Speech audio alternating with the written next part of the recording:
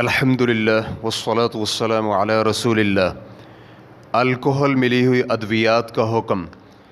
سوال کیا گیا ہے ایسی ادویات کا کیا حکم ہے جن میں الکحل کی کچھ مقدار پائی جاتی ہو۔ الجواب بعون الوہاب۔ اول، ادویات کو الکحل یعنی شراب کے ساتھ ملانا جائز نہیں ہے کیونکہ شراب کو بہا کر ضائع کر دینا ضروری ہے۔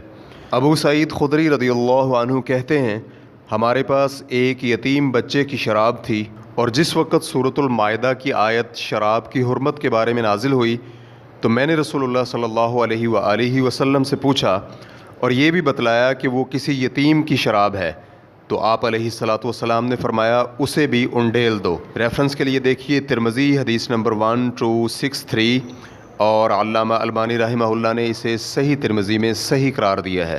دوم، اگر دوا کو الکحل میں ملا دیا گیا ہو اور اس الکحل کی مقدار اتنی زیادہ ہو کہ وہ دوا نشہ آور بن جائے تو یہ شراب ہے جسے پینا حرام ہے، اور اگر الکحل کی مقدار بہت ہی تھوڑی ہو کہ اس سے نشہ نہ چڑھے تو پھر اس دوا کا استعمال جائز ہے۔ چنانچہ فتاوی اللجنۃ الدائمہ جلد نمبر 22 صفحہ نمبر 110 میں ہے نشہ آور الکحل کو ادویات میں استعمال کرنا جائز نہیں ہے، اور اگر ادویات میں الکحل کو شامل کر دیا گیا ہے اور زیادہ مقدار میں یہ ادویات استعمال کرنے سے نشہ آتا ہو تو ایسی ادویات کا نسخہ لکھ کر دینا اور انہیں استعمال کرنا دونوں ناجائز ہیں، چاہے اس کی مقدار تھوڑی ہو یا زیادہ۔ اور اگر بہت زیادہ مقدار میں ان ادویات کے استعمال پر بھی نشہ نہیں آتا تو ایسی ادویات کا نسخہ لکھ کر دینا اور استعمال کرنا جائز ہے۔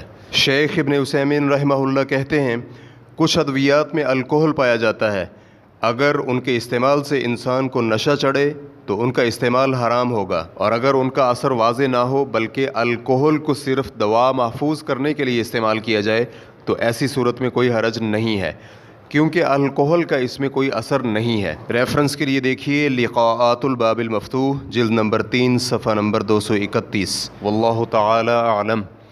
اسلام QA ریکارڈنگز مؤسسۃ الشیخ محمد صالح المنجد، المملکۃ العربیۃ السعودیہ، فتویٰ نمبر 40530۔ والسلام علیکم ورحمۃ اللہ وبرکاتہ۔